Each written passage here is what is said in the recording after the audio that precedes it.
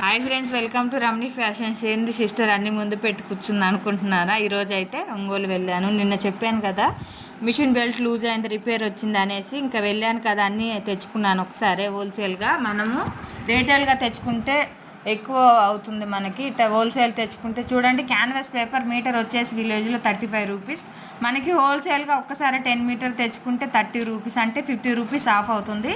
చూడండి, ఇవి థ్రెడ్లు కూడా మనకి బ్యాక్ సైడ్ వేసుకుంటాం కదా థ్రెడ్స్, ఇవి కూడా మీటర్ 10 రూపాయలు మనకి. అక్కడైతే బెండలు వచ్చేసి 50 రూపీస్ పడింది. ఉక్సుల ప్యాకెట్ కూడా మనకి ఇక్కడ ఒక ప్యాకెట్ 10 రూపీస్, అక్కడ హోల్సేల్ 6 రూపీసే.